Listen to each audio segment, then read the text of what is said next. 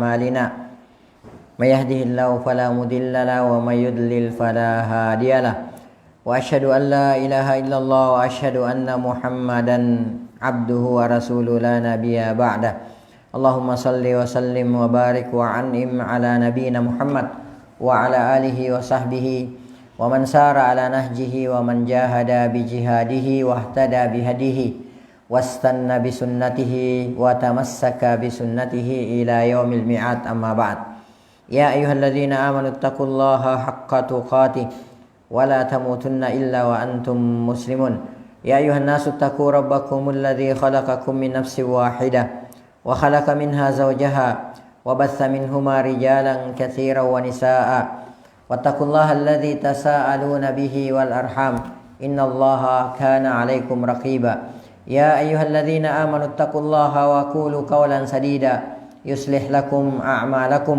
ويغفر لكم ذنوبكم ومن يطع الله ورسوله فقد فاز فوزا عظيما أما بعد فإن أصدق الحديث كتاب الله وخير الهدي هدي محمد صلى الله عليه وسلم وشر الأمور محدثاتها فإن كل محدثة بدعة وإن كل بدعة ضلالة وكل ضلالة في النار أي كما قال رسول الله صلى الله عليه وسلم ثم أما بعد.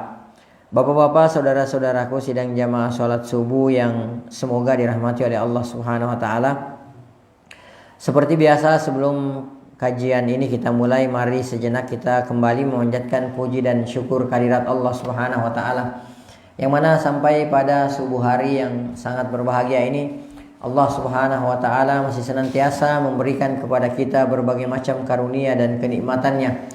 Di antaranya nikmat kesehatan, nikmat kesempatan dan waktu luang, dan yang terbesar adalah nikmat Islam, nikmat iman, nikmat taufik, nikmat hidayah, nikmat sunnah serta nikmat tauhid. Sehingga dengan seluruh nikmat inilah kita sampai pada detik ini masih bisa melaksanakan berbagai macam bentuk ketaatan kepada Allah Subhanahu wa taala, melaksanakan berbagai macam sunnah-sunnah Rasulullah SAW dan menunaikan berbagai macam kewajiban-kewajiban kita sebagai seorang muslim, sebagai seorang mukmin. Di antaranya melaksanakan sholat subuh secara berjamaah, lalu kemudian dilanjutkan dengan thalabul ilmi. Kemudian selanjutnya tak lupa pula salam dan salawat semoga senantiasa tercurahkan atas junjungan Nabiullah Muhammad sallallahu alaihi wasallam, Nabi yang telah membawa kita, Nabi yang telah mengeluarkan dan menuntun kita dari gelap dan pekatnya alam jahiliyah menuju kepada terangnya alam Islam yang sempurna. Bapak-bapak, saudara-saudaraku sidang jamaah salat subuh yang semoga dirahmati oleh Allah Subhanahu wa taala. Insyaallah atas izin dan taufik dari Allah Subhanahu wa taala pada subuh hari yang sangat berbahagia ini di tempat yang insyaallah diberkahi oleh Allah taala ini, kita akan coba membahas sebuah pelajaran yang sesungguhnya ini adalah sangat penting sekali. Karena ini berkaitan dengan masalah hidup dan matinya hati kita. Ya, ini berkaitan dengan masalah hidup dan matinya hati kita. Ketika ada seorang muslim yang tidak membaca Al-Quran, ya, tidak mentadabburi Al-Quran, tidak mengamalkan Al-Quran, itu artinya bahwa ya hatinya sedang berkarat, ya, hatinya sedang sekarat, hatinya sedang mati. Ya, karena Allah Subhanahu wa taala berfirman dalam Al-Qur'an surah Muhammad ayat 24, "Afala yatadabbaruna Al-Qur'an?" Tidakkah mereka mentadabburi Al-Qur'an? Tidakkah mereka mau memahami Al-Qur'an? Ya, afala yatadabbaruna Al-Qur'an am ala qulubihim aqfaluha? Ataukah hati-hati mereka itu sudah terkunci? Ya, ataukah hati-hati mereka itu sudah berkarat? Ini yang perlu kita khawatirkan. Ketika kita membaca Al-Quran, lalu kemudian kita tidak bisa mentadabburi Al-Quran tersebut. Nah, sekarang pertanyaannya, bagaimana caranya kita bisa mentadabburi Al-Quran? Kita merenungi makna-makna, kita merenungi apa yang kita baca, ya, sementara kita tidak memahami makna daripada yang kita baca, ya. Jadi makanya disinilah pentingnya kita mempelajari, bukan hanya sekedar membaca kemudian menghafalkan Al-Quran saja. Akan tetapi lebih daripada itu kita berusaha mempelajari Al-Quran lalu kemudian kita mengetahui maknanya, barulah kemudian kita bisa mentadabburi Al-Quran. Ya, sebab sangat mustahil sekali. Mustahil kita bisa mentadabburi Al-Quran kalau kita tidak memahami makna daripada Al-Quran itu sendiri. Dan mustahil kita bisa mengetahui makna daripada Al-Quran jika kita tidak mempelajari ya makna daripada Al-Quran itu sendiri. Ya, kalau kita boleh jujur, mungkin di antara kita masih banyak di antara kita yang ketika membaca ayat-ayat ya dalam sholat misalnya, kita harus jujur bahwa masih banyak ayat-ayat yang kita baca tersebut itu kita tidak paham ya. Dan mohon maaf, mungkin ya, mudah-mudahan nggak ada, mungkin masih ada di antara kita yang ketika membaca surah Al-Fatihah kita tidak memahami apa sebenarnya makna daripada yang kita pahami tersebut, apa yang kita baca tersebut ya. Apalagi kalau misalnya kita naik ke surah-surah berikutnya ya, surah-surah surah-surah pendek berikutnya ya, boleh jadi di antara kita banyak yang tidak mengetahui ya dan memahami makna daripada Al-Quran yang kita baca ya. Nah, makanya kita akan insyaallah atas izin dan taufik dari Allah Subhanahu wa taala, kita akan coba mempelajari ya sedikit demi sedikit makna daripada Al-Quran yang sering kita baca. Nah, kita pilihkan, kita akan mulai dari juz 30 ya, yang biasa kita kenal dengan juz amma ya. Kita mulai dari juz 30. Kenapa dengan juz 30? Karena ini yang sering kita baca. Ya, ini yang sering kita dengarkan dari imam-imam kita, dan kita sendiri kalau sholat biasanya kebanyakan baca ya juz 30, surah-surah yang ada di juz 30. Maka ini yang akan kita pelajari secara pelan-pelan ya.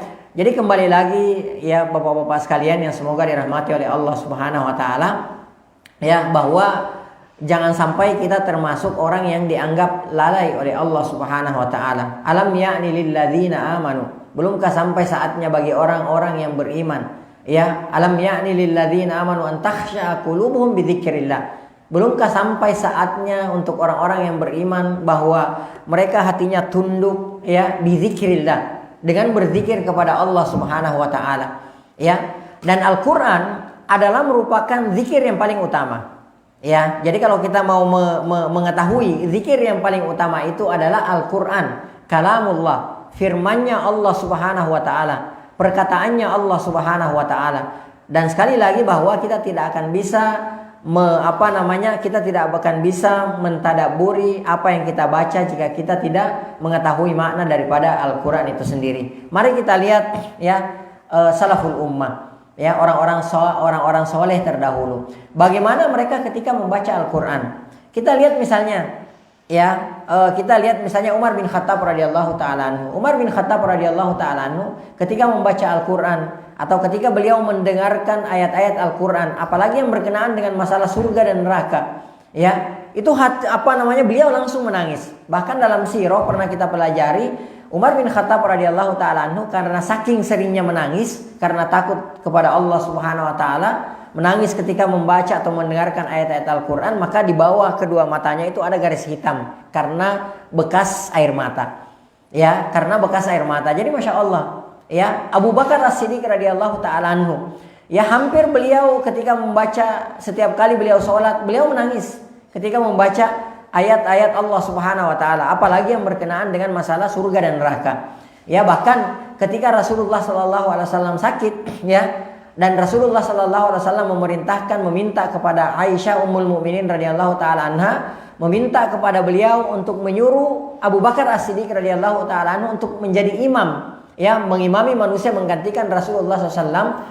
Apa yang Aisyah katakan, beliau mengatakan bahwasanya innahu rajulun raqiq, bahwa sesungguhnya Abu Bakar As-Siddiq radhiyallahu taala anhu adalah orang yang hatinya sangat lembut. Jadi setiap kali membaca Al-Quran dalam sholatnya itu pasti beliau menangis, sehingga nanti suaranya tidak terdengar terhadap jamaah karena banyak menangisnya ya. Jadi kita tidak akan bisa menangis ya dalam mentadabburi ayat-ayat Allah Subhanahu wa taala kalau kita tidak memahami artinya.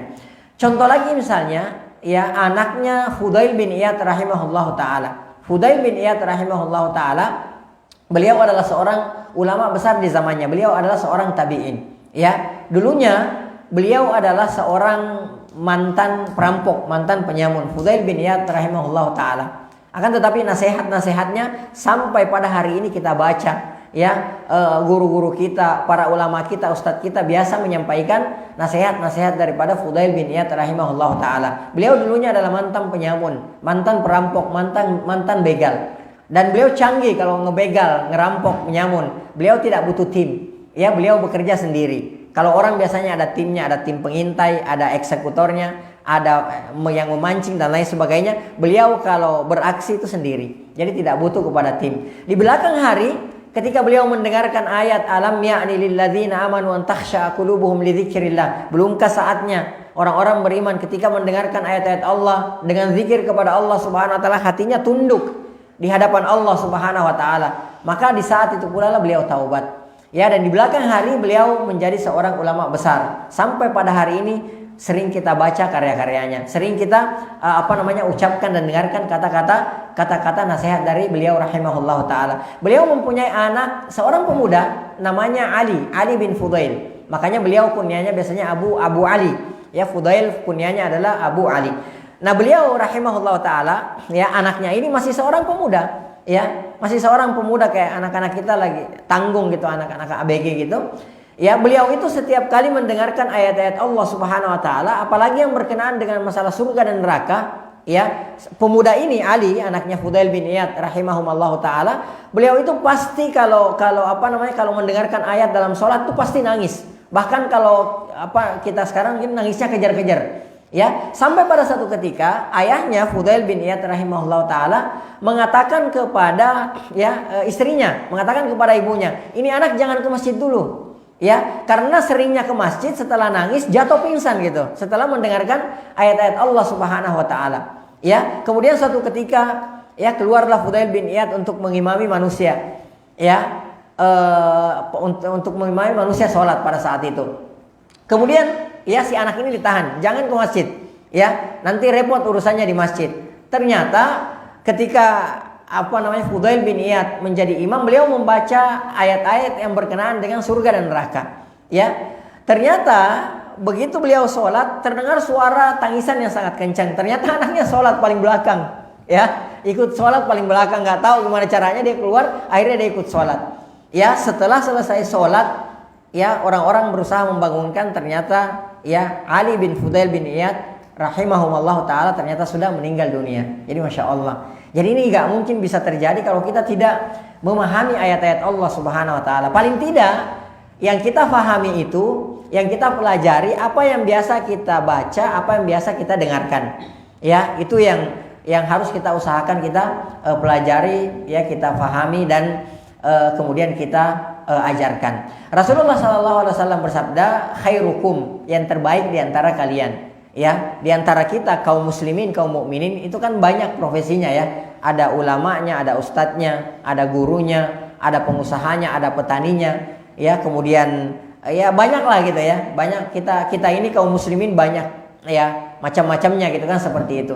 Tapi kata Rasulullah SAW, khairukum, yang terbaik di antara kalian. Maksudnya di antara kaum muslimin, kaum mukminin. Man ta'allamal Qur'an, siapa yang mempelajari Al-Qur'an, wa 'allamahu, lalu kemudian mengajarkan Al-Qur'an tersebut. Bukan hanya sekedar belajar membaca, tahsin, tajwid, kemudian menghafalkan, enggak. Akan tetapi lebih daripada itu, yang dituntut dari kita adalah membaca, ya, menghafal, kemudian memahami dan mentadabburi ayat-ayat Al-Quran tersebut. Ya, wallahu taala alam bisawab. Insyaallah pada pertemuan kita kali ini kita akan mencoba membahas ya tafsir surah An-Naba ya. Tafsir surah An-Naba. Ini di akhir juz ke-30. Kita akan mulai dari sini ya, kemudian setelah itu An-Nazi'at ya, kemudian Abasa dan seterusnya. Insyaallah semoga Allah Subhanahu wa taala memberikan pertolongan dan taufik kepada kita semua. Taib, kita masuk ke dalam surah An-Naba ya. Saya mau tanya kepada bapak-bapak sekalian, ini An-Naba Makkiyah atau Madaniyah? Surahnya namanya surah Makkiyah atau Madaniyah? Makkiyah. Apa yang dimaksudkan dengan Makkiyah? Surah yang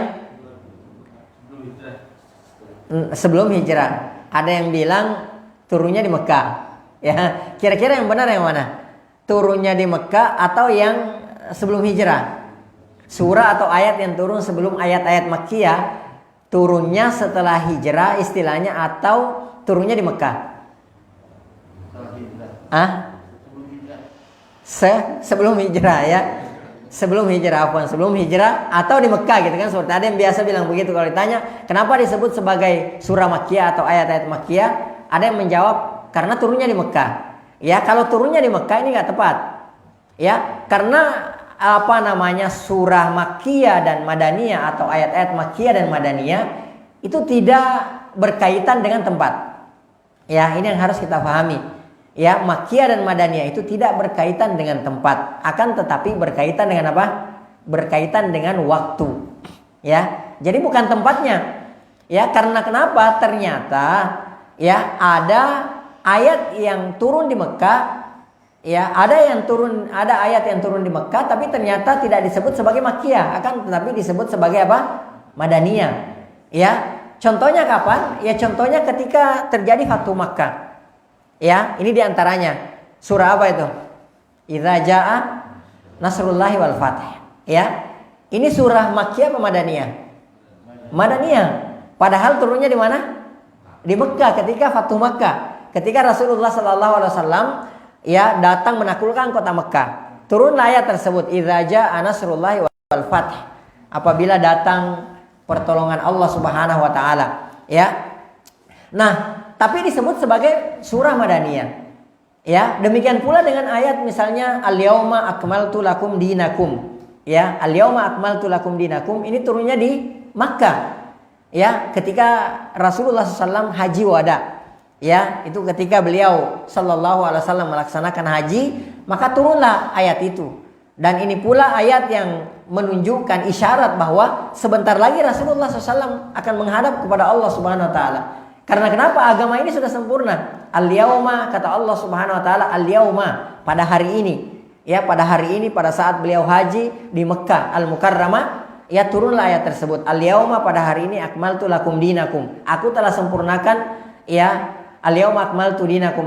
Aku telah sempurnakan agamamu, kata Allah Subhanahu wa taala. Ini turunnya di Mekah. Ya, jadi Makkiyah dan Madaniyah itu tidak berhubungan dengan tempat, akan tetapi berhubungan dengan apa? Dengan waktu. Jadi yang disebut sebagai Makkiyah adalah ayat-ayat yang turun sebelum Rasulullah Sallallahu Alaihi Wasallam berhijrah. Dan yang disebut sebagai surah Madaniyah atau ayat-ayat Madaniyah adalah pasca hijrahnya Rasulullah Sallallahu Alaihi Wasallam. Ini patokannya, ya.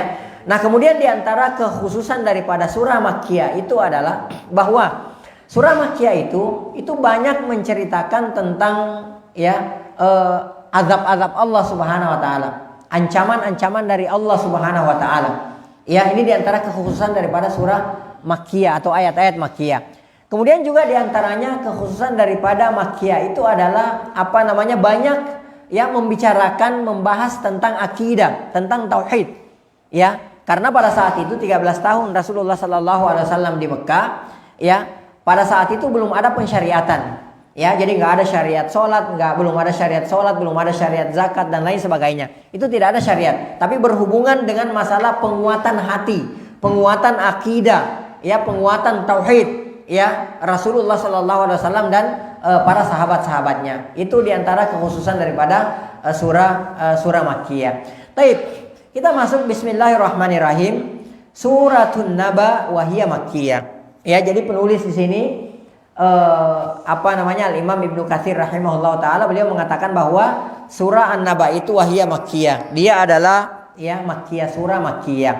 Yaqulu ta'ala mungkiran 'alal musyrikin. Allah Subhanahu wa taala berfirman mengingkari kaum musyrikin. Jadi di sini nanti beliau akan menjelaskan kepada kita semua bahwa Allah Subhanahu wa taala berfirman nanti di ayat pertama itu dalam rangka untuk mengingkari kaum musyrikin pada saat itu. Ya, kaum musyrikin, orang-orang kafir Quraisy yang ada di kota Makkah pada saat itu. Ya. Kemudian kata beliau rahimahullah taala fi tasaulihim an yaumil qiyamati ingkaran liwuqu'iha. Karena orang-orang kaum musyrikin Mereka saling bertanya tentang hari kiamat dengan rasa tidak percaya akan kejadian tersebut. Ya, jadi satu hal yang perlu kita pahami juga bahwa orang-orang kafir Quraisy, kaum musyrikin, itu mereka percaya kepada Allah Subhanahu wa taala. Ya, percaya kepada Allah Subhanahu wa taala yang pertama. Dan mereka juga menyembah kepada Allah Subhanahu wa taala. Ya, jadi segala macam bentuk ibadah ya juga mereka lakukan kepada Allah Subhanahu wa taala. Karena ibadah itu macam-macam. Ya, dan kita bisa baca ini macam-macam ibadah dalam kitab Ushul Ats-Tsalatsah, buah karya dari Syekh Muhammad bin Abdul Wahhab At-Tamimi rahimahullah taala. Di antaranya apa? Di antaranya misalnya berdoa. Ya, berdoa. Kaum musyrikin mereka bukannya tidak berdoa kepada Allah Subhanahu wa taala, mereka berdoa kepada Allah Subhanahu wa taala. Mereka juga bertawakal kepada Allah Subhanahu wa taala. Mereka juga menyembelih kepada Allah Subhanahu, tujuannya untuk Allah Subhanahu wa taala. Mereka juga ada rasa takutnya kepada Allah Subhanahu wa taala dan macam-macam ibadah lainnya. Ya, akan tetapi yang mereka tidak bisa lakukan, orang-orang musyrikin yang mereka tidak bisa lakukan apa? Mengesahkan Allah Subhanahu wa taala. Itu yang mereka tidak bisa lakukan. Ya, jadi semua mereka lakukan. Ya, jadi mereka berdoa kepada Allah Subhanahu wa taala, juga beribadah kepada Allah Subhanahu wa taala. Akan tetapi yang tidak bisa mereka lakukan adalah mengesahkan Allah Subhanahu wa taala.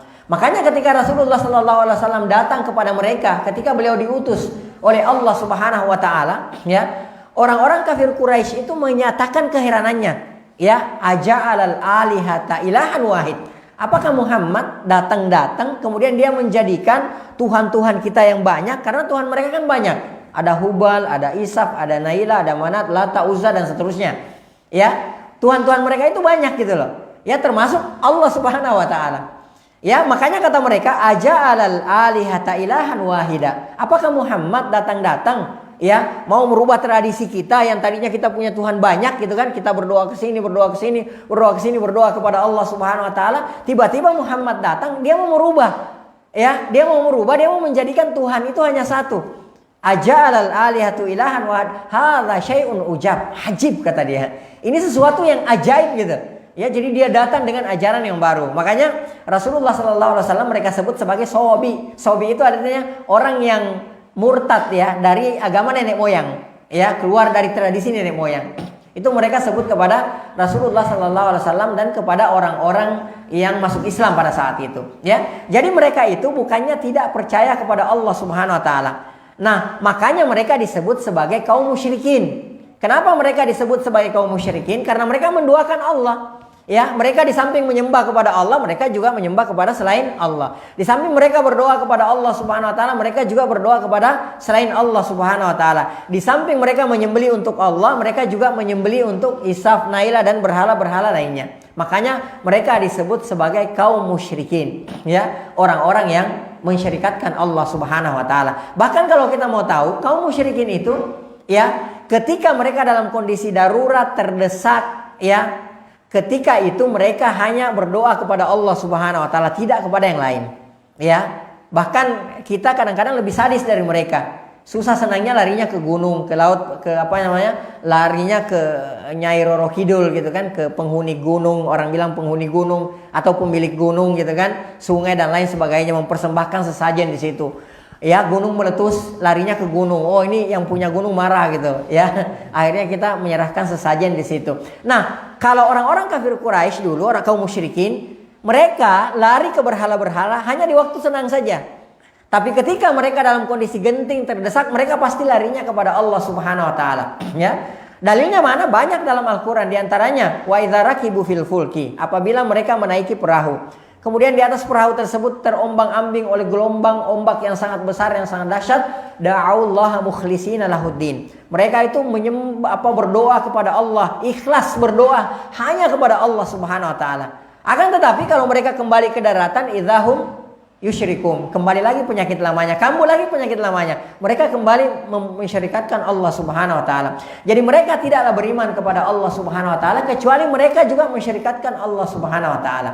Jadi mereka bukannya tidak percaya kepada Allah Subhanahu wa taala. Akan tetapi yang terjadi, kaum musyrikin itu tidak percaya akan adanya hari kebangkitan. Itu mereka enggak percaya. Ya, Allah ya mereka percaya. Ya, akan tetapi adanya hari kebangkitan setelah kematian itu yang mereka tidak percaya. Makanya kata penulis di sini fitasaulihim an yaumil qiyamah ingkaran liwuqu'iha. Karena mereka saling bertanya tentang hari kiamat dengan rasa tidak percaya akan kejadian tersebut. Jadi mereka tidak percaya akan adanya hari kebangkitan, ya. Adapun adanya Allah Subhanahu wa taala mereka sangat percaya. Bahkan di perang Badar, ya mungkin kita pernah jelaskan, di perang Badar itu Rasulullah sallallahu alaihi wasallam berdoa kepada Allah Subhanahu wa taala. Abu Jahal juga berdoa kepada Allah Subhanahu wa taala. Ya, sampai Abu Jahal mengatakan Allahumma ya Allah. Ya, siapa di antara kami yang paling memutuskan silaturahmi, ya, maka berilah kekalahan besok harinya. Kan seperti itu, ya. Jadi berdoanya kepada Allah Subhanahu wa taala, bukan kepada berhala-berhalanya. Jadi Abu Jahal and the gang itu menganggap bahwa Nabi Muhammad SAW adalah pemutus tali silaturahmi. Karena dengan adanya Rasulullah SAW sehingga Quraisy terpecah belah. Yang suami istri berpisah, ayah dengan anak saling berperang, ya, sepupu dengan sepupu saling berperang dan lain sebagainya. Jadi dia menganggap bahwa Nabi Muhammad SAW adalah pemecah belah umat, kan seperti itu. Ya, kemudian dalam Al-Quran juga banyak diterangkan, ya, wa idza sa'altahum man khalaqas samawati wal ard la yaqulunna Allah. Jadi kalau mereka ditanya, orang-orang kaum musyrikin itu, mereka ditanya siapa yang menciptakan langit dan bumi, siapa yang memberikan mereka rezeki, siapa yang menurunkan hujan dari langit, mereka pasti berkata la yaqul. Allah katakan di sini la yaqulanna, pasti mereka akan berkata Allah. Ya, jadi enggak mereka katakan Hubal, Manat, Lata, Uzza dan berhala-berhalanya, enggak. Akan tetapi pasti mereka katakan Allah Subhanahu wa taala. Yang mereka tidak bisa lakukan adalah mengesahkan Allah Subhanahu wa taala. Dan hari kebangkitan mereka tidak percaya sama sekali, ya. Kemudian Allah Subhanahu wa taala berfirman, "Amma yatasaalun anin naba'il azim." Ya, amma yatasaalun. Ya, jadi tasa'ala yatasaalu. Ya, kalau yas'alu itu bertanya. Kalau yatasa'al, dua belah pihak, dua orang. Yatasa'al itu saling bertanya. Ya, jadi ada interaksi antara satu dengan yang lainnya. Amma yatasa'alun, di tentang apa mereka saling bertanya. Anin naba'il azim. Mereka bertanya tentang perkara yang besar. An-naba, berita, al-azim, yang besar. Kata beliau di sini, kata Imam Ibnu Katsir rahimahullahu taala, an ayyi syai'in yatasa'aluna an amri al-qiyamah. Yakni apa yang mereka dipertanyakan oleh mereka, yang dipertanyakan oleh mereka tentang hari kiamat. Wa huwa an-naba'ul azim, yaitu berita yang sangat besar. Taib. Yang perlu juga kita ketahui di sini, para ahli tafsir juga berbeda pendapat gitu kan, bahwa apa yang dimaksud di sini anin naba'il azim, tentang perkara atau berita yang besar.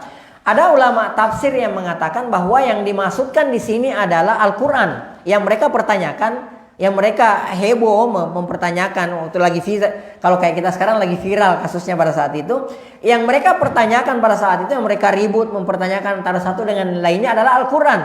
Apakah Al-Quran itu adalah kalamullah, benar-benar turun wahyu dari Allah Subhanahu wa taala, atau hanyalah karangan-karangan dari Nabi Muhammad sallallahu alaihi wasallam? Ada ahli tafsir yang berpendapat seperti itu. Ini diantaranya, ya.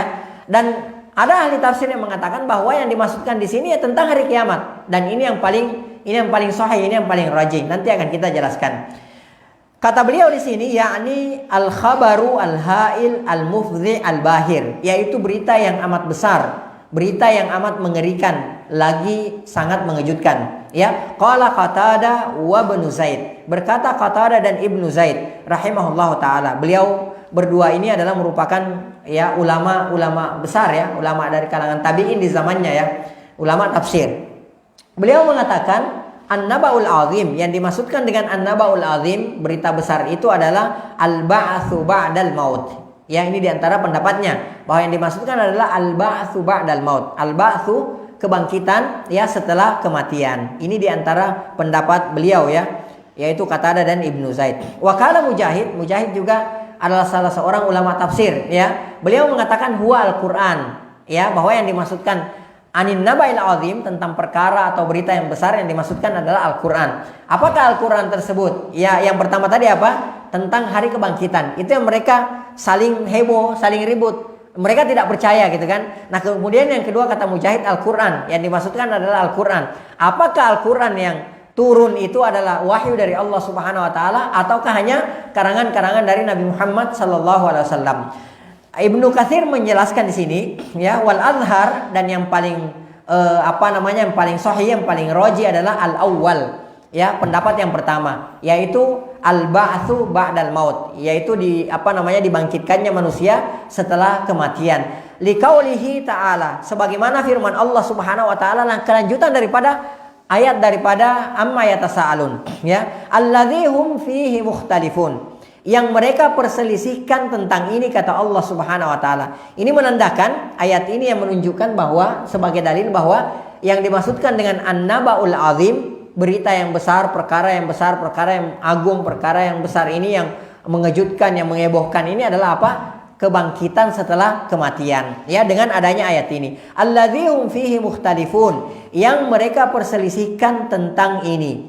Yakni, kata beliau, an-nasu fihi ala qaulain, mu'minun bihi wa kafir. Ya, manusia dalam menyikapi ayat ini itu ada dua macam. Ya, yang pertama ada yang beriman kepada hari kebangkitan, kemudian yang kedua ada yang kafir, ada yang kufur, tidak percaya akan hari kebangkitan. Ya, jadi manusia ketika menyikapi tentang hari kebangkitan, ya, dibangkitkannya kita setelah kematian kita, itu manusia terbagi dua. Ada yang percaya, ada yang tidak percaya. Nah, yang tidak percaya kafir, ya. Yang tidak percaya adalah orang yang kafir. Nah, yang percaya itu adalah orang-orang yang beriman. Nah, ayat tentang kebangkitan, dibangkitkannya kita setelah Allah Subhanahu wa taala mematikan kita, ya, setelah terjadi kiamat lalu kemudian Allah Subhanahu wa taala membangkitkan kita semua, itu banyak sekali ayat-ayat yang menunjukkan, ya, akan hal ini. Dan banyak ayat-ayat yang menunjukkan tentang ketidakpercayaan orang-orang kafir, ya, tentang adanya hari kebangkitan. Jadi mereka keheranan, kok bisa gitu loh. Orang sudah musnah semuanya, ya, kok tiba-tiba bisa dibangkitkan lagi. Ini mereka tidak percaya. Sebagaimana firman Allah Subhanahu wa taala di antaranya, ya, yang kita sebutkan dalam surah Al-Isra. Kalau tidak salah juga ada dalam surah As-Sajdah, dan banyak ayat-ayat yang serupa yang menjelaskan akan hal ini. Di antaranya dalam surah Al-Isra ayat 49. Allah Subhanahu wa taala menceritakan tentang pengingkaran mereka terhadap hari kebangkitan. Ya, waqalu, dan mereka berkata, "Aidza kunna 'idhaman wa rufata." Ya, mereka berkata, apabila kita telah menjadi tulang belulang dan menjadi benda-benda yang hancur, a'inna lama ba'utsuna khalqan jadida, apakah benar-benar kita akan dibangkitkan kembali sebagai makhluk baru? Ini diantara ayat-ayat bagaimana mereka orang-orang kafir yang mengingkari ayat-ayat Allah Subhanahu wa taala, ya. Banyak juga diantara kita kaum muslimin, ya, yang mengaku percaya kepada adanya hari kebangkitan. Tapi banyak juga di antara kita yang lalai, ya, dalam artian kita percaya bahwa akan ada kebangkitan, ya, kebangkitan itu hak adanya, benar adanya. Akan tetapi terkadang kita tidak menyiapkan diri untuk menghadapi hari kebangkitan tersebut. Kita masih berleha-leha, kita masih banyak membuang waktu. Yang kita kejar siang dan malam hanyalah dunia, tidak ada waktu kita untuk akhirat. Padahal kita tahu bahwa, ya, akhirat itu lebih baik, khairun wa abqa, lebih baik dan lebih kekal. Akan tetapi kita percaya itu. Akan tetapi seolah-olah kita tidak mempunyai persiapan untuk kembali ke sana. Nah, orang-orang yang beriman itu adalah orang-orang yang percaya kepada hari kemudian. Lalu kemudian dia mempersiapkan dirinya untuk menghadapi hari kemudian tersebut. Makanya Rasulullah SAW itu sering sekali mengatakan, "Man kana yu'minu billahi wal yaumil akhir." Ya, di antara contohnya misalnya, "Man kana yu'minu billahi wal yaumil akhir." Barang siapa yang beriman kepada Allah dan hari kemudian, falyakul khairan aw liyasmut, hendaklah dia berkata baik atau dia diam. Ya, itu kalau dia beriman kepada Allah dan hari kemudian. Ya, man kana yu'minu billahi wal yaumil akhir. Kata Rasulullah SAW, barang siapa yang beriman kepada Allah dan hari kemudian, hari setelah hari kebangkitan, ya, falyukrim dayfahu, maka hendaklah dia memuliakan tamunya. Atau fala yu'dhi jarahu, janganlah dia mengganggu tetangganya, dan lain sebagainya. Ya, banyak juga di antara kita yang percaya adanya hari kebangkitan, akan tetapi kita tidak mempersiapkan diri untuk menghadapi hari kebangkitan tersebut. Padahal usia kita di dunia ini sangat pendek. Berapa sih usia kita? 60, 70, 80, mungkin paling lama 100.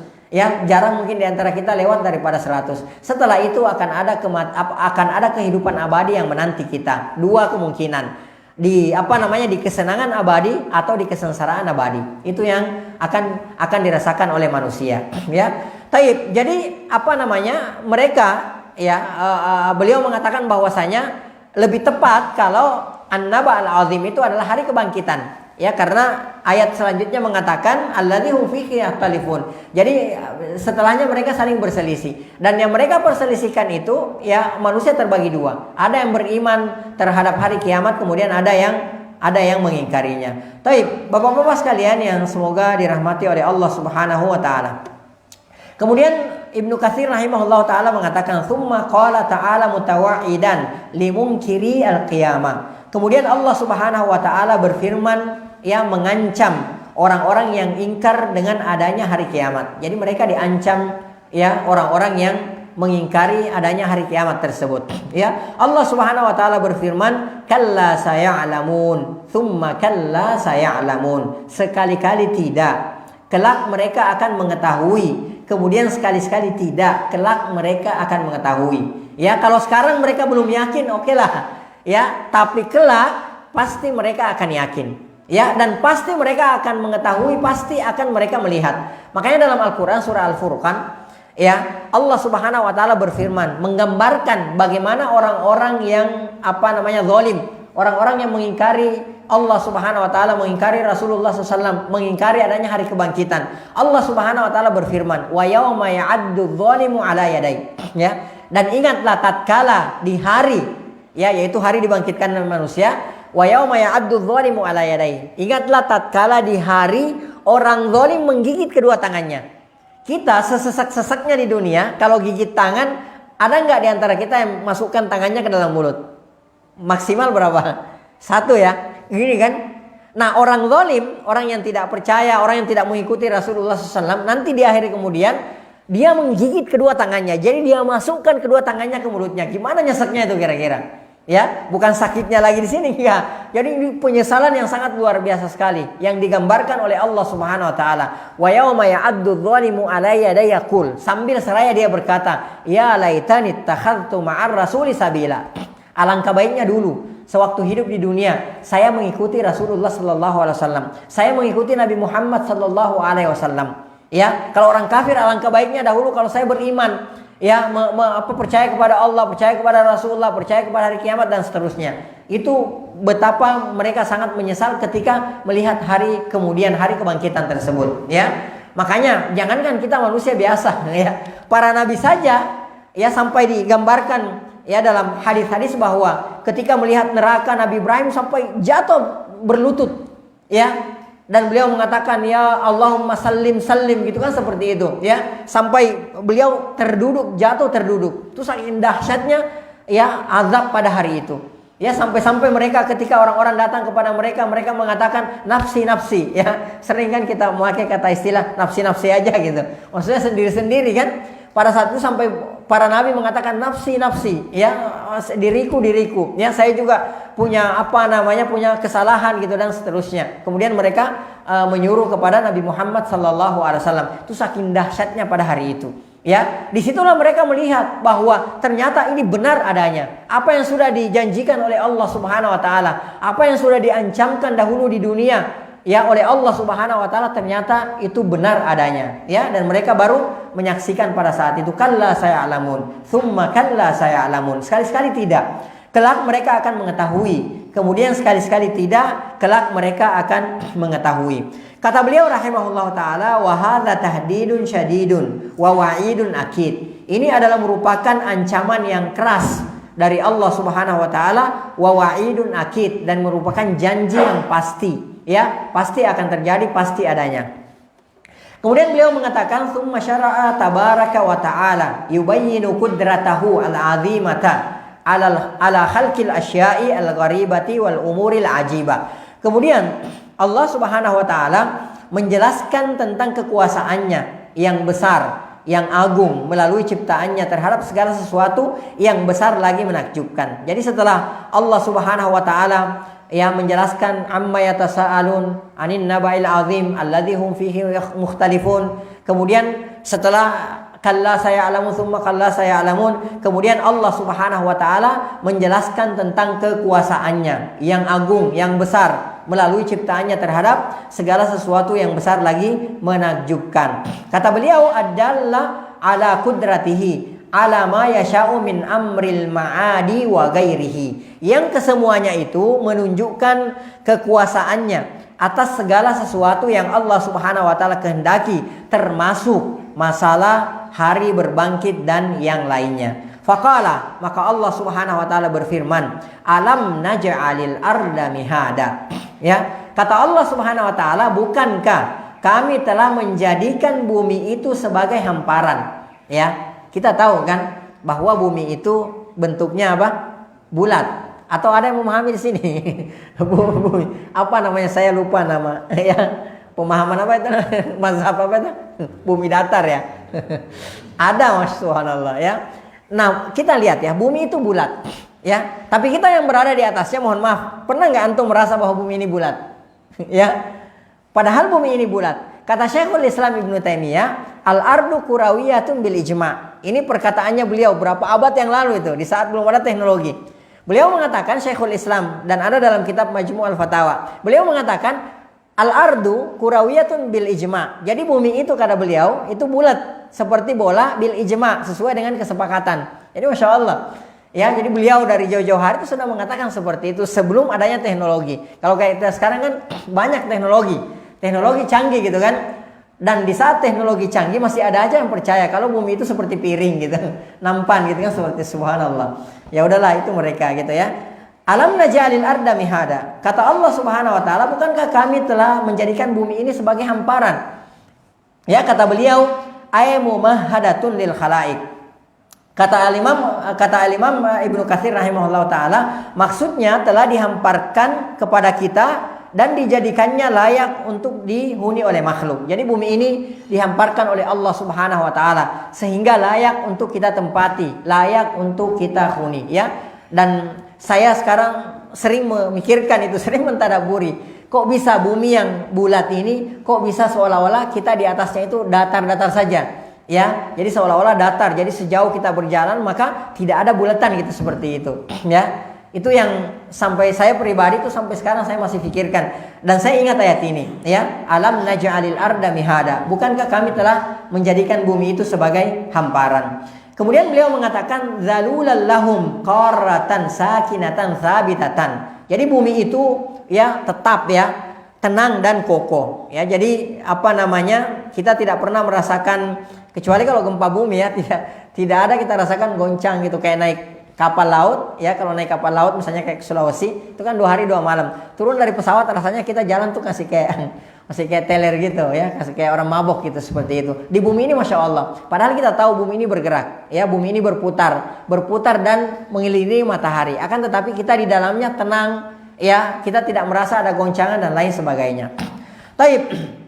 Kemudian Allah Subhanahu wa taala berfirman, wal jibala autada, dan gunung-gunung sebagai pasak. Ya, dan gunung-gunung sebagai pasak. Jadi Allah Subhanahu wa taala menciptakan, menjadikan gunung-gunung itu bukan hanya sebagai apa namanya perhiasan saja, ya, akan tetapi Allah Subhanahu wa taala menciptakan gunung-gunung itu sebagai pasak. Ya, jadi gunung itu Masya Allah ya. Nah, makanya ketika terjadi apa namanya gunung meletus, itu banyak efek yang timbul. Ya, di antaranya bisa terjadi gempa bumi. Ya, ini menandakan bahwa betul sekali sadaqallah, betul sekali firman Allah Subhanahu wa taala bahwa Allah Subhanahu wa taala menjadikan gunung-gunung itu sebagai pasak. Ketika ada paku yang kita cabut dari sesuatu, maka akan berpengaruh kepada sesuatu tersebut, akan goyang ya sesuatu tersebut. Demikianlah bumi. Ketika gunung meletus, maka bumi ini akan bergoyang ya. Yang ada di sekitar situ itu akan merasakan gempa bumi ya, karena kenapa? Pasaknya ya, apa namanya itu, pancangnya itu dicabut oleh Allah Subhanahu wa taala. Kata beliau, ay ja'alaha laha autadan arsaha biha. Allah Subhanahu wa taala menjadikan pada bumi pasak-pasak untuk menstabilkan ya. Jadi stabilisernya, jadi untuk menstabilkan bumi ini supaya tidak bergoncang, tidak goyang gitu kan, seperti itu. Maka Allah Subhanahu wa taala menjadikan gunung-gunung ya. Wa tsabbataha wa qarraraha hatta sakanat. Serta Allah Subhanahu wa taala memantapkannya ya, sehingga bumi tersebut menetap dan menjadi tenang ya, menetap dan menjadi tenang. Kemudian beliau mengatakan walam tadtarib ya biman alaiha, dan tidak mengguncangkan orang-orang dan makhluk yang ada di atasnya. Taib. Tsumma qala ta'ala. Kemudian Allah Subhanahu wa taala berfirman, "Wa khalaqnakum azwaja." Dan kami jadikan kalian berpasang-pasangan. Ya, kami jadikan kalian, kata Allah Subhanahu wa taala, berpasang-pasangan. Ya.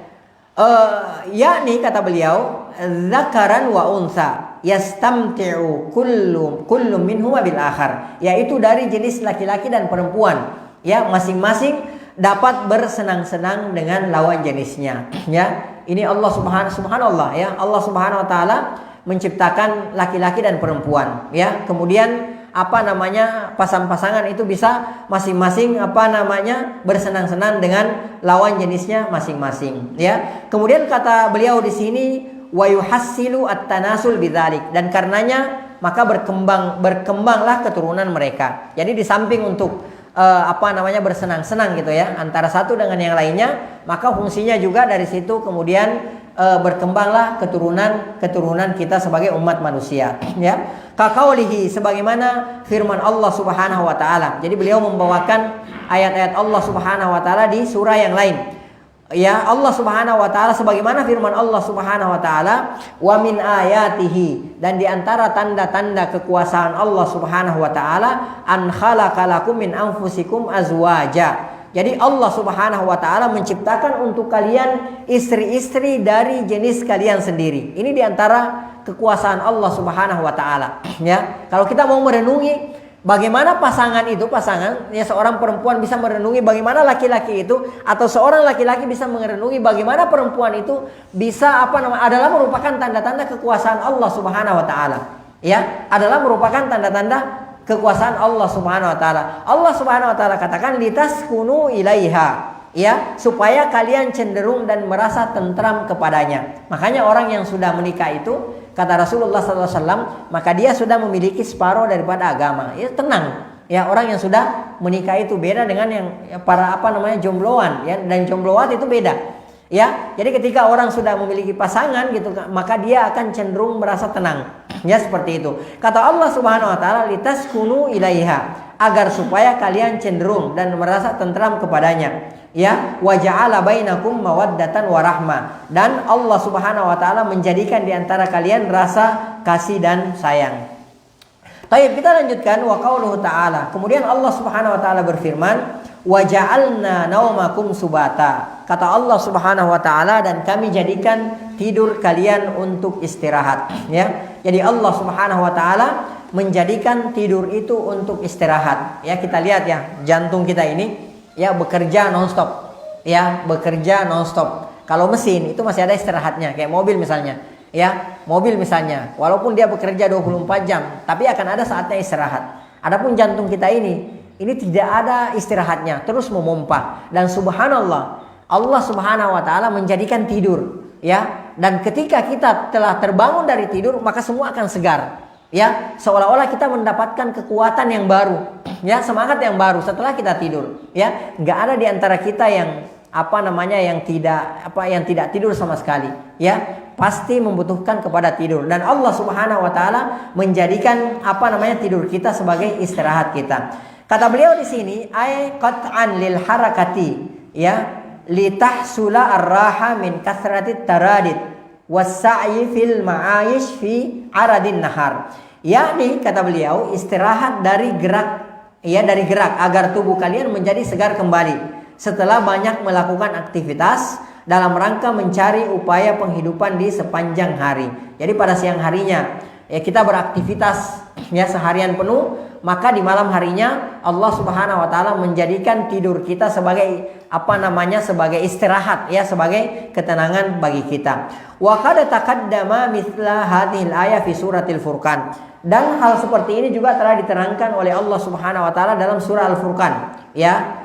Allah Subhanahu wa taala berfirman, wa ja'alnal laila libasa, dan kami jadikan malam sebagai pakaian, ya. Jadi itu tidak bisa dibolak-balik, ya. Coba kalau misalnya ada di antara kita yang merubah, ya. Jadi siangnya dipakai untuk tidur, itu malamnya dipakai untuk bekerja, pasti tidak sehat, ya. Cepat atau lambat pasti akan menimbulkan penyakit, ya, dan mungkin akan menimbulkan penyakit yang kronis, Kalau misalnya siangnya kita jadikan sebagai waktu tidur, malamnya kita jadikan sebagai waktu untuk bekerja, ya. Jadi paginya, siangnya untuk merem, kemudian malamnya untuk melek. Itu pasti akan menimbulkan ketidakstabilan dalam tubuh kita, dan bahkan mungkin akan menimbulkan suatu penyakit yang kronis. Allah Subhanahu wa taala telah menciptakan malam sebagai tempat untuk beristirahat. Makanya kita jangan bolak-balik kecuali dalam kondisi-kondisi darurat. Rasulullah sallallahu alaihi wasallam, beliau itu di malam harinya beliau cepat istirahat.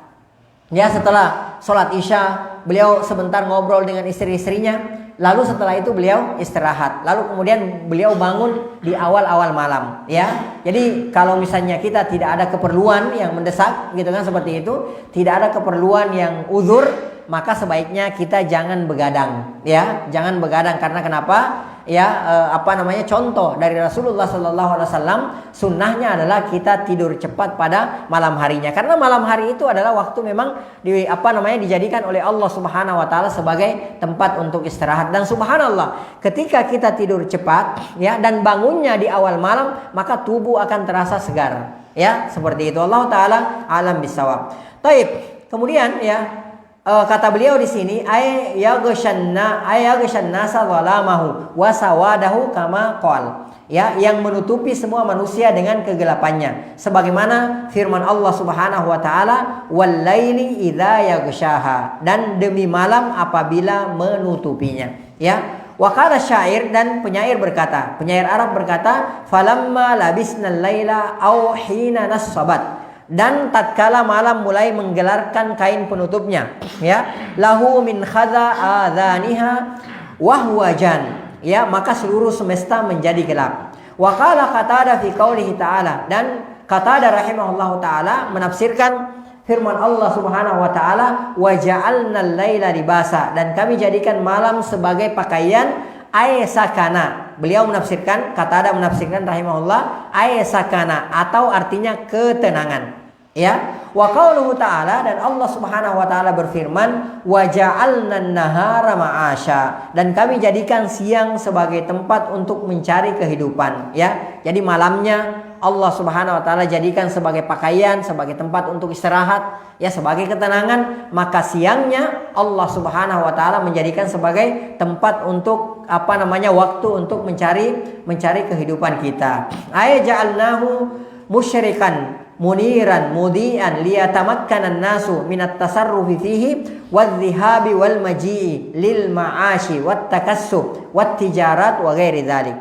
Ya, beliau mengatakan kami menjadikannya terang benderang agar manusia dapat melakukan aktivitasnya untuk mencari upaya penghidupan dengan bekerja, ya, berdagang dan melakukan urusan-urusan lainnya. Kemudian Allah Subhanahu wa taala berfirman, wa banaina fawqakum sab'an shidada, ya, dan kami bangun di atas kalian 7 langit yang kokoh, ya. Jadi as-samawat, ya, as-samawat, jadi 7 lapis langit. Jadi Allah Subhanahu wa taala menciptakan 7 lapis langit itu tanpa ada tiang-tiangnya, tanpa ada pancang-pancangnya, dan subhanallah langit-langit tersebut kokoh, ya, seperti itu. Jarak antara satu langit dengan dengan langit pertama dengan langit kedua itu masya Allah jaraknya sangat jauh sekali. Sebagaimana yang diisyaratkan oleh Rasulullah Sallallahu Alaihi Wasallam dalam hadisnya, bahwa jarak antara langit pertama dengan langit kedua itu jaraknya sejauh 500 tahun perjalanan. Ya, itu jaraknya. Demikian pula seterusnya. Itu sangat sangat kokoh kalau kita lihat langit tersebut, dan Allah Subhanahu wa taala yang menciptakan itu. Yakni as-samawatus sab'u fit tisa'iha wa irtifaiha. Yaitu Allah Subhanahu wa taala menciptakan langit, ya, 7 lapis langit dengan segala keluasannya dan ketinggiannya. Ya, tidak ada yang mengetahui betapa luasnya, ya, alam semesta ini.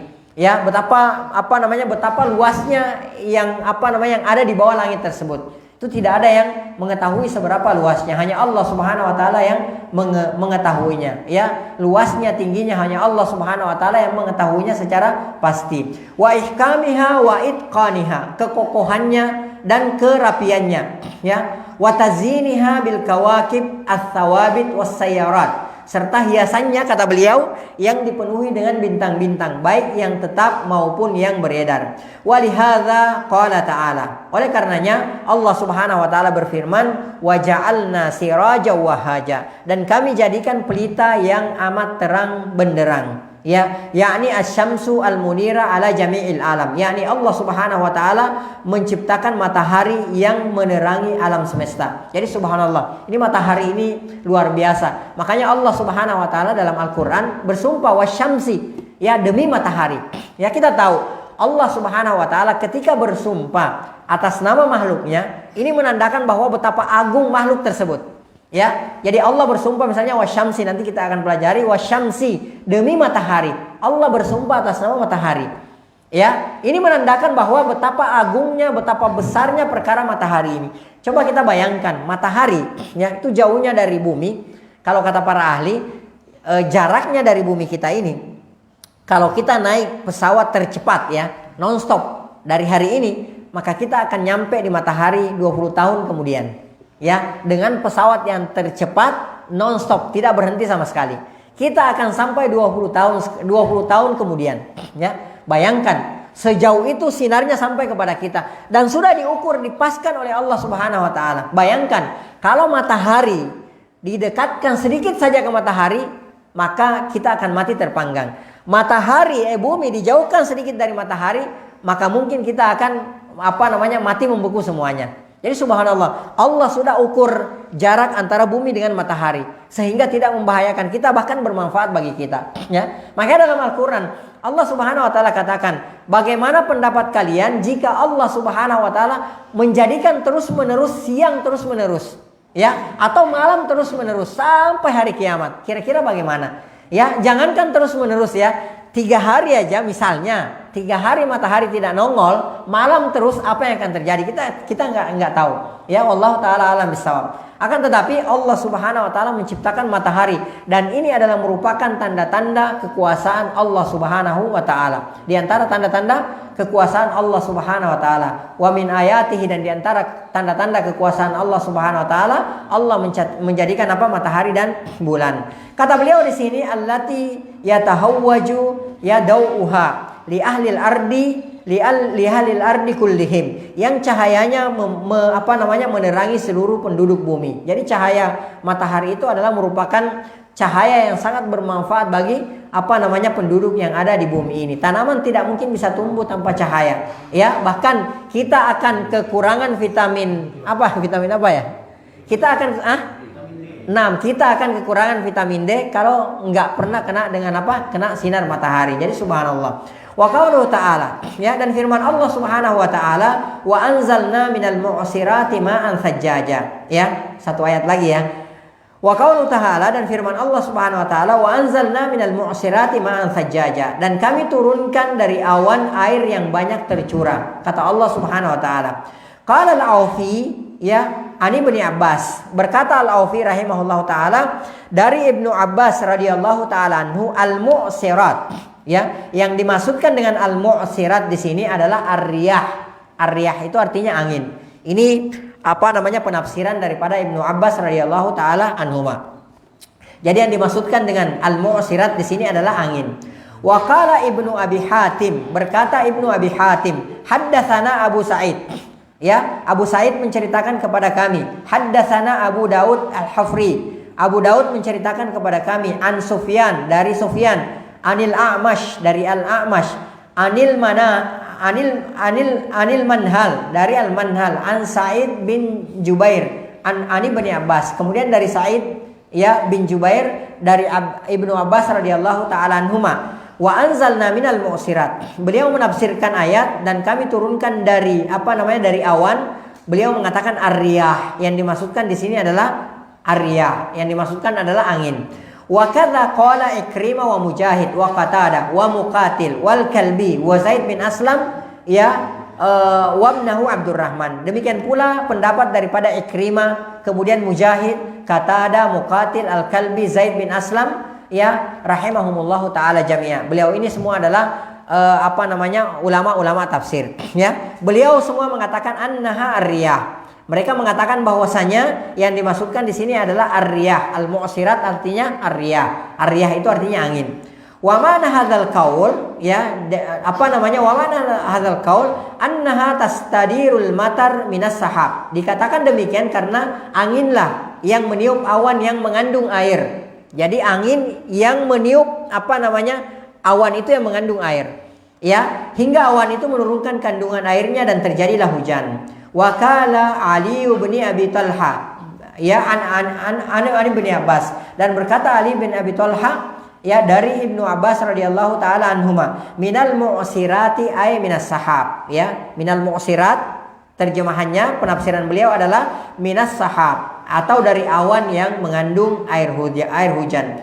Wa kadza qala Ikrimah aidan wa Abu Aliyah wa Dahhak wal Hasan wal Rabi' bin Anas wa Tsauri wa ikhtarahu Ibnu Jarir. Demikian pula yang dikatakan oleh Ikrimah, kemudian dikatakan oleh Abu Aliyah wa Dahhak, juga Al Hasan, kemudian Rabi' bin Anas, kemudian Ats-Tsauri, dan pendapat ini yang dipilih oleh Ibnu Jarir rahimahullahu taala, ya. Wa qala al-Farra hiya as-sahabul lati, ya, tatahallabu bil matari walam tumtir ba'd, ya, bahwa yang dimaksudkan dengan mu'sirat ialah awan yang mengandung air dan masih belum diturunkan. Kama yuqalu imra'atun mu'sir idza dana haiduha walam tahid, sebagaimana yang dikatakan terhadap seorang wanita yang mu'sir, ya. Mu'sir itu artinya masa haid datang, tapi bila mana masa haidnya tiba sedangkan sebelum itu tidak pernah haid, itu namanya mu'sir, ya. Dan ini yang ditafsirkan. Wa anil Hasan wal Qatadah minal mu'sirat yakni as-samawat wa hadza qaulun gharib, ya. Kemudian Al Hasan dan Qatadah menafsirkan bahwa al mu'sirat,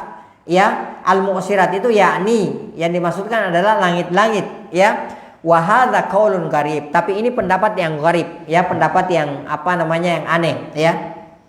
Wal azhar, kata beliau, dan yang jelas di sini yang roji adalah annal murada bil mu'sirat, yang dimaksudkan dengan al mu'sirat firman Allah Subhanahu wa taala adalah as-sahab, yang dimaksudkan adalah awan. Kama qala ta'ala, sebagaimana Allah Subhanahu wa taala berfirman, Allahul ladzi yursilur riyaha fatuthiru. Jadi di sini ada kata riyah.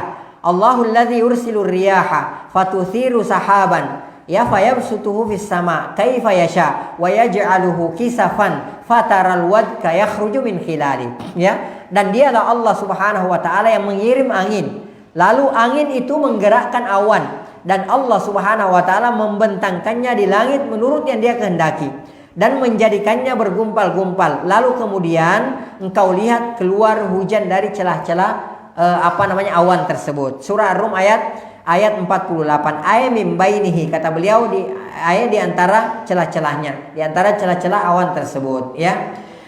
Tayyib, wa qauluhu jalla wa ala, dan firman Allah Subhanahu wa taala, ma'an sajjaja, air yang banyak tercurah, ya. Qala Mujahid wa Qatadah wa Rabi' bin Anas, berkata Mujahid, demikian pula Qatadah, kemudian Rabi' bin Anas, sajjajan munassaba, ya, bahwa sajjajan, ya, artinya adalah air yang tercurah. Wa qala Ats-Tsauri mutatabi'an, air yang mutatabi'an berturut-turut, ya. Jadi kalau kita lihat air hujan itu berturut-turut, tidak ada putusnya ketika turun hujan. Wa qala bin Zaid katsiran, beliau menafsirkan banyak, ya. Qala Ibnu Jarir, dan berkata Ibnu Jarir, ya, wala yu'rafu fi kalamil Arab fi sifatil kathra as-sajj wa innama as-sajj as-sabbu al-mutatabi, dan tidak diketahui dalam pembicaraan orang Arab untuk menggambarkan hal yang banyak memakai kata as-sajj, melainkan menunjukkan pengertian curahan yang berturut-turut, ya. Seperti air hujan itu kan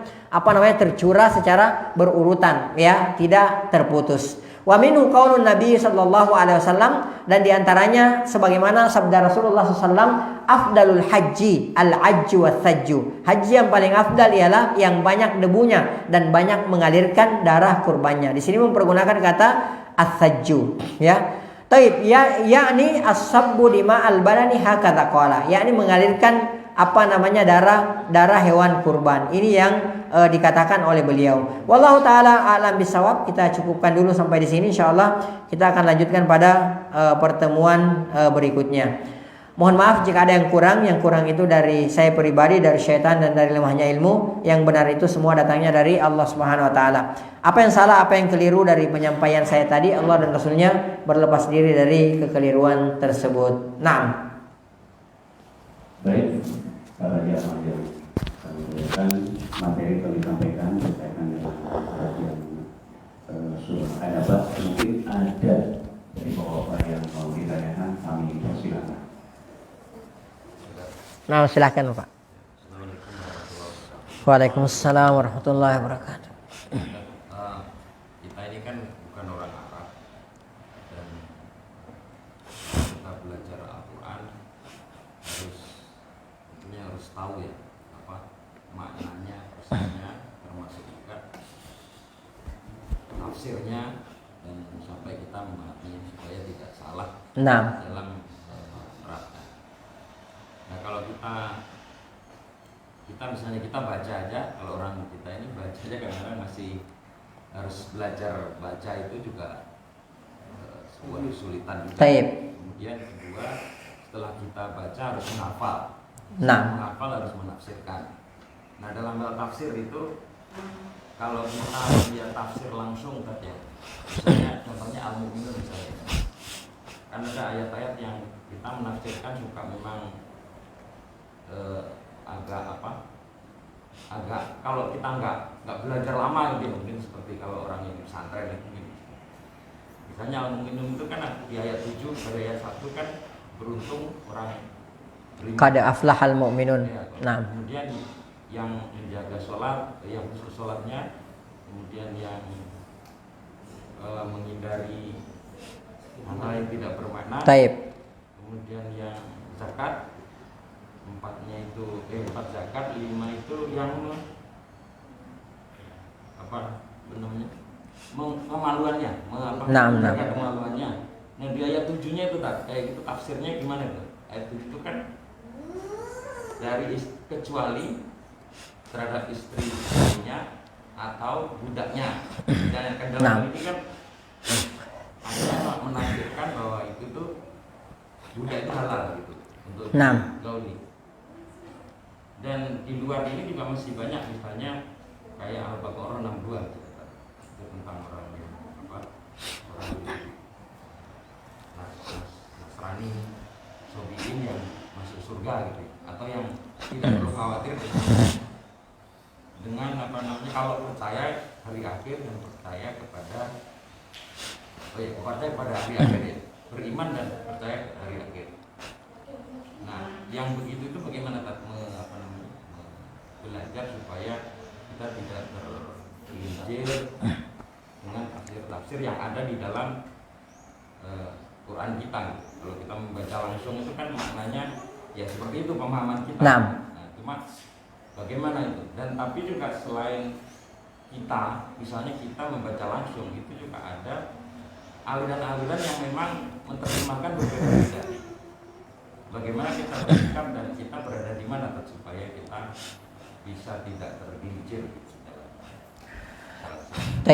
Masya Allah ya, bagus sekali pertanyaannya, barakallahu fikum. Jadi memang termasuk langit-langit tadi, langit 7 itu kan terjemahannya juga banyak ya.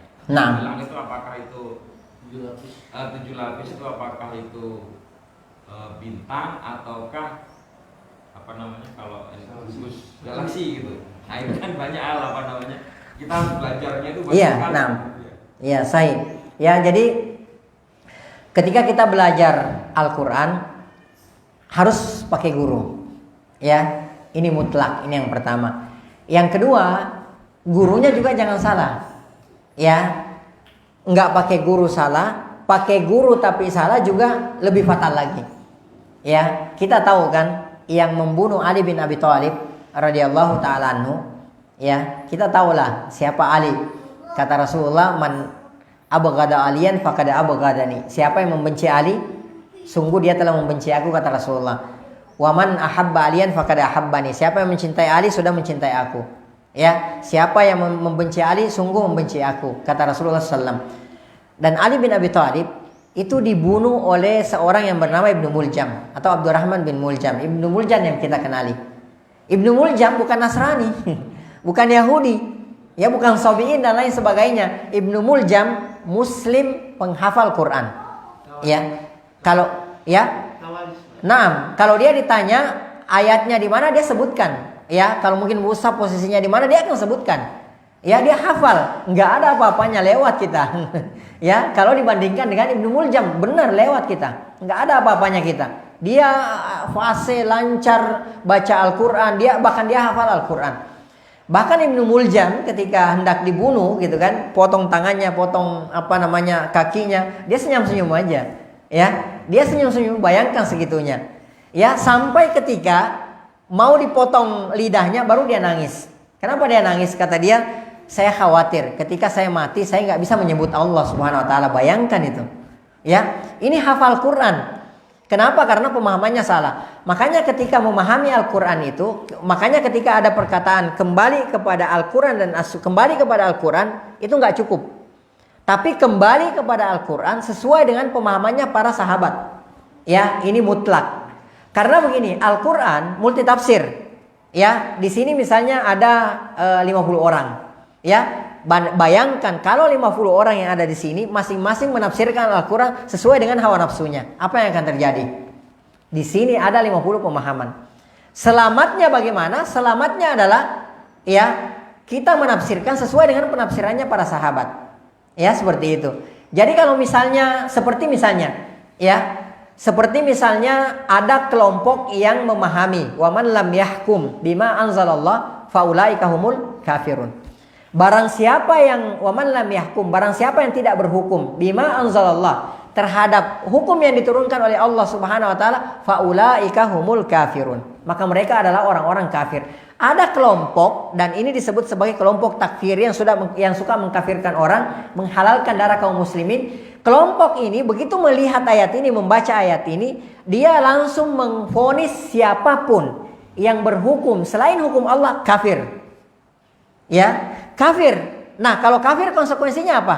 Halal darahnya, halal hartanya, halal kehormatannya. Ya, boleh ditumpahkan darahnya, boleh dirampas hartanya, boleh dijatuhkan kehormatannya. Ya kan seperti itu. Karena kenapa? Dia berhukum selain hukum Allah Subhanahu wa taala. Ini penafsiran yang keliru. Padahal kalau misalnya mereka mau kembali ke penafsirannya Ibnu Abbas misalnya, beliau mengatakan kufrun duna kufur. Kufur akan tetapi tidak mengeluarkan seseorang dari agama Islam. Betul, dosa besar ya. Ya, dosanya besar karena dia berhukum selain hukum dari Allah Subhanahu wa taala. Akan tetapi ada rincian-rinciannya. Ya kan? Ada rincian-rinciannya sehingga orang yang berhukum ya selain daripada hukum Allah dikatakan kafir, divonis kafir, itu ada rincian-rinciannya dan ini tidak mudah. Tapi ada kelompok begitu melihat orang berhukum selain hukum Allah kafir, akhirnya muncullah pemahaman-pemahaman teroris. Ya, yang mana menghalalkan darah pemerintah, darah aparat gitu kan. Segala yang berhubungan dengan pemerintah, karena mereka menganggap bahwa pemerintah dan hukumnya adalah togut gitu kan, seperti itu. Jadi harus wajib untuk diperangi. Maka muncullah pemikiran-pemikiran menyimpang, yaitu mereka yang menganut pemikiran-pemikiran teroris. Ya, seperti itu. Jadi banyak dalam Al-Quran itu yang akhirnya disalah tafsirkan. Karena apa? Salah dalam memanai ayat, kemudian salah dalam mengambil guru. Ya kan seperti itu. Nah, kemudian orang-orang Khawarij itu muncul di zamannya Ali bin Abi Thalib radhiyallahu taala anhu. Mereka adalah orang-orang yang hafal Quran. Ya, hafalannya luar biasa, ibadahnya luar biasa. Akan tetapi kata Rasulullah SAW, ya mereka keluar dari agama ini sebagaimana anak panah melesat ke sasarannya, cepat sekali. Ya, makanya mereka diperangi oleh Ali bin Abi Thalib radhiyallahu taala anhu. Nah, ketika mau menyadarkan mereka, ya, mau mengembalikan mereka karena jumlahnya ribuan pada saat itu. Ali bin Abi Thalib radhiyallahu taala anhu, beliau mengutus di antaranya Ibnu Abbas, ya, Ibnu Abbas radhiyallahu taala anhu, karena beliau adalah salah seorang ulama yang di antara sahabat yang paling, di antara manusia yang paling faham Al-Qur'an. Berikut dengan tafsir-tafsirnya Ibnu Abbas. Ya, berkenaan dengan doanya Rasulullah SAW, Allahumma faqihu fiddin walimhu ta'wil. Ya Allah, fahamkan Ibnu Abbas agama, kemudian ajarkan dia tafsir Al-Quran. Jadi di antara manusia yang paling faham makna kandungan Al-Quran adalah Ibnu Abbas. Beliau diutus untuk menghadapi mereka, orang-orang Khawarij tersebut, berdialog, berdiskusi dengan mereka. Akhirnya separuh dari mereka itu kembali, separuhnya lagi itulah yang diperangi oleh Ali bin Abi Thalib radhiyallahu taala anhu. Ya. Nah, contoh misalnya dalam surah Al-Mu'minun ya, berkenaan dalam surah Al-Mu'minun. Di situ kan ada ya, qad aflahal mu'minun, sungguh beruntunglah orang-orang yang beriman. Di antaranya walladzina hum li furujihim hafizun, orang-orang yang menjaga kemaluannya, illa, kecuali yang pertama ala azwajihim, kecuali istri-istri mereka, au ma malakat aimanuhum, atau budak-budak mereka. Nah, banyak di antara ada saja di antara manusia, dan mungkin beberapa tahun yang lalu sempat viral ya, heboh ya, dan menghalalkan gitu perzinahan dengan di antara dalilnya ini, subhanallah ya. Padahal mengharamkan sesuatu yang sudah menghalalkan sesuatu yang sudah diharamkan oleh Allah Subhanahu wa taala, maka ya dia terjatuh kepada kekufuran, dia membatalkan keislamannya ya. Atau sebaliknya, mengharamkan sesuatu yang dihalalkan oleh Allah, atau menghalalkan yang diharamkan oleh Allah Subhanahu wa taala walaupun dia enggak lakukan ya, maka dia terjatuh kepada kekufuran, dia telah membatalkan keislamannya ya. Nah, dia salah dalam menafsirkan ayat ini, padahal yang dimaksudkan di sini adalah budak-budak ya. Sekarang tidak ada perbudakan ya, akan tetapi tidak menutup kemungkinan ada perbudakan. Sekarang tidak ada perbudakan, akan tetapi tidak menutup kemungkinan ada perbudakan. Kita nggak tahu ya, kita nggak tahu nanti di akhir zaman terjadi peperangan antara orang kafir dengan kaum muslimin, kemudian ada tawanan ya, jadilah mereka. Ayat ini begitu pula dengan ayat-ayat yang lain. Makanya Abu Bakar As-Siddiq radhiyallahu taala anhu berkata, di bumi mana saya hendak berpijak. Ini Abu Bakar loh, manusia terbaik setelah Rasulullah di umat ini ya. Beliau mengatakan, di bumi mana saya berpijak ya, langit mana saya berteduh ketika saya menafsirkan Al-Quran sesuai dengan hawa nafsu saya ya. Jadi mereka pun menafsirkan Al-Quran sesuai dengan apa yang diajarkan oleh Rasulullah SAW. Mereka adalah murid-muridnya Rasulullah SAW, murid-muridnya langsung Rasulullah. Mereka melihat bagaimana Rasulullah mempraktekkan Al-Quran, maka mereka paham betul bagaimana penafsiran Al-Quran, apa yang dimaksudkan oleh Al-Quran. Makanya ketika kita memahami Al-Quran, maka pahamilah sesuai yang dipahami oleh mereka. Makanya ketika kita belajar tafsir, kita mempelajari tafsir dari salaf kita ya, ulama-ulama yang bisa dipertanggungjawabkan. Kita pakai kitab-kitab mereka. Kan kita banyak kan kitab tafsir kan, ada kitab At-Tabari, di antaranya Ibnu Katsir ya, dan lain sebagainya. Itulah yang kita pakai sebagai rujukan. Kita baca ya, kita pahami pelan-pelan terjemahannya. Kalau ada yang kita tidak mengerti, jangan menafsirkan sendiri, akan tetapi kita tanyakan ya, tanyakan kepada orang yang lebih tahu daripada kita ya. Allah taala alam bisawab. Jadi fatal ketika kita masalah dalam memahami Al-Quran ya. Contohnya itu tadi ya, kenapa timbul pemahaman terorisme itu karena salah dalam mentafsirkan memahami ayat. Andai mereka mau kembali ke penafsirannya para sahabat, maka tidak ada pemahaman seperti ini, tidak akan ada khawarij ya di umat ini ya. Akan tetapi karena mereka menafsirkan Al-Quran sesuai dengan apa yang ada di kepalanya, sesuai dengan hawa nafsunya sendiri, maka terjadilah penyimpangan ya, terjadilah penyimpangan. Wallahu taala a'lam bisawab. Naam. Baik, ya, mungkin pertanyaan dari Paulus sekitar 3 kota itu. Jadi cukup mewakili dari para jamaah atau setengah 7. Pak Ustadz yang telah menyampaikan ilmunya kepada kita semua. Insya Allah kita akan ketemu lagi di itu ya, pertemuan. Nah, sekarang jadwalnya mungkin bulan depan, tapi masih pekan pertama ya.